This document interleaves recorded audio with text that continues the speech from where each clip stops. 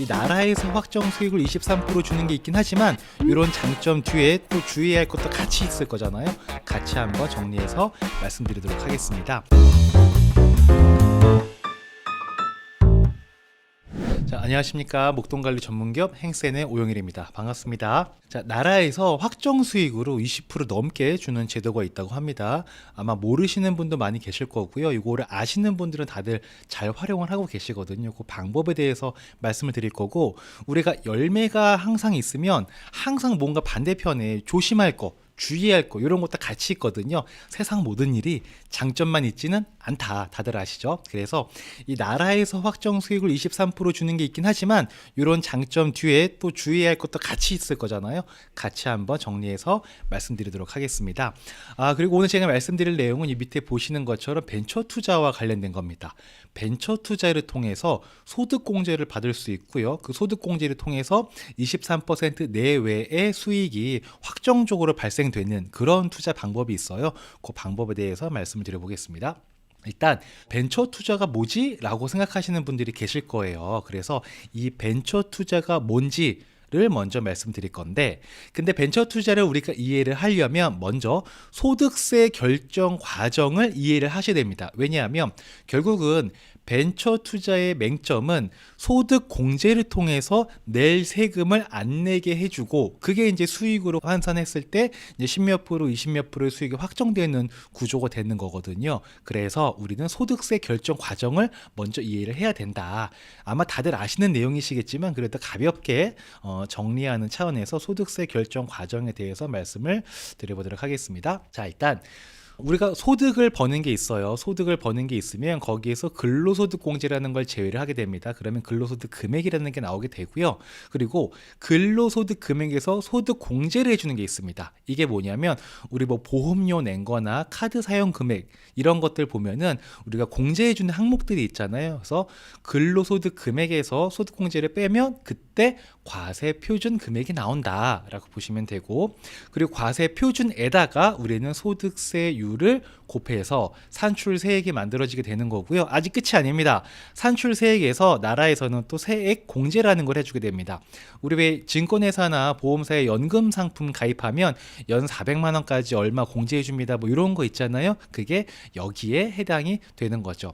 이렇게까지 마무리하고 나면 세액이 결정되는 게 나오게 되고요. 그리고 우리는 급여 받으실 때 그 원천징수하는 세액 내는 게 있어요. 세금 내는 게 있죠. 그래서 1년간 내가 납부한 기납부 세액과 그리고 정확하게 계산해서 나오게 된 결정세액 중에서 어떤 게 더 많냐에 따라서 뭐 소득세를 환급받기도 하고 추가로도 납부하기도 하는 그런 게 바로 소득세가 결정되는 과정이다라고 보시면 되는데, 근데 우리 세금을 많이 내고 싶은 사람은 아마 뭐 있겠지만 대부분은 별로 없지 않겠습니까? 그래서 연말정산하고 나면 너는 얼마 뭐 받았니? 나는 뭐 토했니? 이런 얘기 많이 하시면서 돌려받으신 거 되게 좋아들 하시잖아요. 그럼 우리가 세금을 적게 내려면, 돌려받으려면 뭘 해야 되냐? 어디에 신경을 써야 되냐면 바로 이겁니다. 소득 공제와 세액 공제인데, 아까도 말씀드렸다시피 소득 공제를 많이 해주게 되면 과세 표준 금액이 줄어들게 되겠죠. 그러면 과표가 줄면 당연히 세금이 줄어드는 거죠. 정리하자면 소득 공제가 늘어나면 과표가 줄어들고 과표가 줄어들면 세액이 줄어들더라. 다시 한번 정리하겠습니다.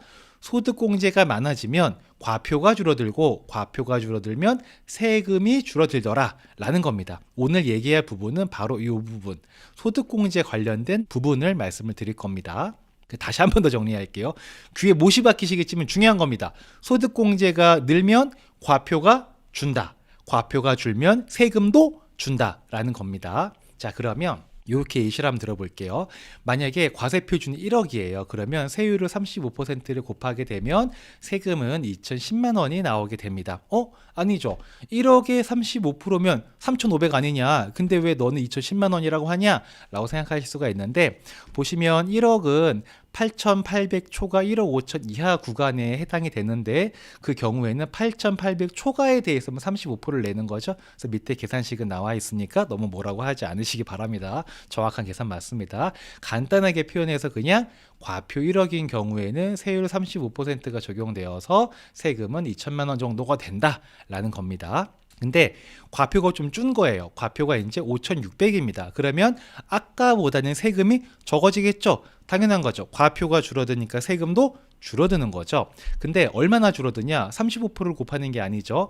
5,600만 원이면 여기에 해당이 됩니다. 그래서 4,600 초과 8,800 이하는 세금이 24%가 되는 거죠. 그래서 계산을 해보면 과표가 5,600일 때는 세금은 822만 원이 된다. 아까보다 줄었죠? 줄어든 이유는 과표가 줄어들었고, 과표가 줄어들에 따라서 세율도 같이 줄어들었다. 우리나라가 누진 제를 적용하고 있기 때문에 소득이 많을수록 세율이 높죠? 네. 정리를 하자면 과세 표준이 줄어들면 뭐가 줄어든다? 세금이 줄어든다. 그래서 최고의 절세는 과세 표준을 줄이는 것이다 라고도 얘기를 합니다. 아까 보셨다시피 과표가 1억일 경우에 세금이 얼마였어요? 2천만 원.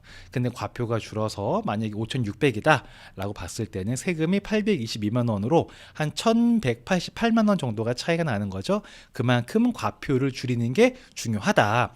근데 과표를 줄이는 건 뭘로 줄이는 거냐? 아까 말씀드렸던 바로 소득공제라는 겁니다. 그럼 우리는 소득공제를 많이 받을 수 있으면 좋은 거예요? 나쁜 거예요? 굉장히 좋은 거죠. 왜? 소득공제를 많이 받으면 과표가 줄고 과표가 줄면 세금이 준다라는 겁니다. 자, 정부에서 이런 얘기를 합니다. 여러분에게 어디에 투자하시면 소득공제 해드릴게요 라고 얘기를 하는 거예요. 거기가 어디냐? 아까 말씀드렸던 것처럼 벤처기업입니다.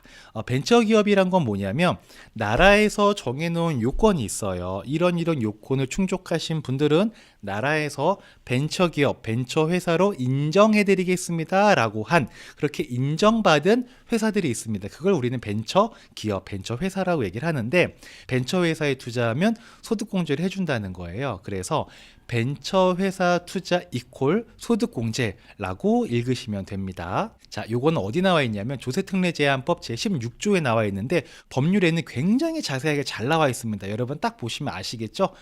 근데 저는 참 이런 거 볼 때마다 느끼는 건데 뭐 법무사님들, 변호사님들 대단하신 것 같아요.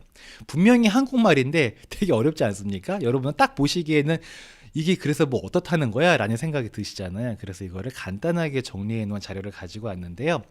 일단 제가 말씀드린 소득공제는 조세특례제한법 제16조에 따라서 개인 투자에 대한 소득공제를 제공한다. 누구한테 제공하는 거냐? 벤처기업에 투자한 개인들에게 소득공제를 해드리겠습니다 라는 거고요. 그리고 투자한 금액의 30%에서 100%까지 공제를 해드립니다 라는 얘기입니다. 근데 요거를 조금 더 쉽게 제가 다시 한번 설명을 드리고 표현을 해볼게요. 요 그림 한 장만 기억하시면 됩니다. 자, 우리나라에는 경제의 3주체가 있죠. 정부, 개인, 기업이 있습니다. 각각의 니즈가 있고 각자 원하는 게 있는데 우리 같은 개인들이 원하는 건 뭐냐면 좀 세금도 적게 내고 싶고 절세하고 싶고 투자해서 수익도 얻고 싶다. 이런 게 우리 개인들의 자금 관리의 니즈가 있지 않습니까? 그리고 기업 같은 경우에는 사업에 필요한 자금을 유치하는 거에 많은 관심을 갖고 있죠. 그리고 정부는 기업을 육성하고 지원하는 거에 관심을 가지고 있습니다. 근데 정부는 세금이라는 게 한정되어 있는 지원을 가지고 써야 되다 보니까 늘 부족할 거예요. 그래서 정부에서 얘기하는 겁니다. 개인이 벤처 기업에 투자할 경우에 우리가 소득공제 혜택을 드리겠습니다 라고 하는 게 제가 오늘 말씀드리는 것의 포인트인 겁니다. 자, 그러면 얼마를 투자하면 얼마를 소득을 공제를 해주고 얼마나 수익이 되는 것이냐를 보게 되면 이렇게 정리가 돼 있어요. 3천만 원 이하의 금액을 투자하시게 되면 투자한 금액 전체를 소득공제를 해준다라는 거죠. 만약에 내가 과세 표준이 만약에 5천만 원이었어요. 근데 3천만 원을 투자했다. 그러면 100% 다 공제해 주니까 5천에서 3천 빼면 2천만 원인 거죠. 그러면 과표가 5천에서 2천으로 줄어들게 되는 그런 효과가 있는 거죠. 그리고 3천에서 5천만 원 사이를 투자하신 금액은 뭐 70% 공제해 주고 5천만 원 초과는 30% 공제해 준다. 그래서 종합소득 금액의 최대 50% 한도로 해서 소득공제 해드립니다 라는 얘기가 되는 겁니다. 그래서 투자 금액별로 보게 되면 3천만 원 투자하게 될 경우는 당연히 100% 공제니까 3천만 원이 소득공제가 되겠죠. 그리고 5천만 원 투자할 경우에는 3천만 원까지는 100% 공제를 해주고 3천에서 5천 사이는 70% 공제해 주니까 5천 투자할 경우에는 결론적으로 4,400을 공제를 해주게 되는 겁니다. 그리고 여유가 좀 많이 있으신 분들이 같은 경우에 만약에 1억을 투자했다 그러면 5,900만 원까지 뭐 공제를 해주고 뭐 2억 원일 경우에 8,900만 원 공제해준다, 이렇게 계산이 될 수가 있습니다. 자, 그러면 요걸 이제 예시를 한번 드려볼게요. 만약에 과표가 1억이신 분이 있습니다. 소득이 1억인 게 아니고 과표가 1억인 경우입니다. 과표가 1억인데 이분이 5천만 원을 벤처기업에 투자를 하신 거예요. 그러면 얼마나 절세가 되나를 따져봤더니 과표가 1억인 경우에 아까 앞서 보셨던 것처럼 세금은 2,010만 원입니다. 근데 5천만 원 투자하게 되면은 4,400만 원을 우리가 공제를 받을 수가 있는 거잖아요. 그러면 1억에서 4,400만 원 빼면은 5,600만 원 나오죠. 5,600만 원의 세금은 822만 원입니다. 그러면 이렇게 투자한 사례가 있을 경우에는 5천만 원 투자를 통해서 1,188만 원을 절세한 꼴이 되는 거죠. 그게 수익률로 따지면 23%의 수익이 만들어지는 겁니다. 이 23%의 수익은 나라에서 세금으로 절세를 해주는 거기 때문에 우리가 확정 수익이라고도 볼 수가 있는 거죠. 대단한 혜택입니다. 정말 대단한 혜택입니다. 그리고 만약에 과세 표준이 5천만 원인 경우 5천만 원인 경우에 3천만 원 투자했다. 그러면 얼마나 절세가 될까를 보시면 5천만 원일 경우에는 세금은 678만 원이거든요. 근데 여기에서 3천만 원 투자하게 되면은 3천만 원 전에 공제를 해주게 되죠. 그러면 과표가 얼마가 돼요? 5천에서 3천 공제 받으니까 2천만 원 되는 거죠.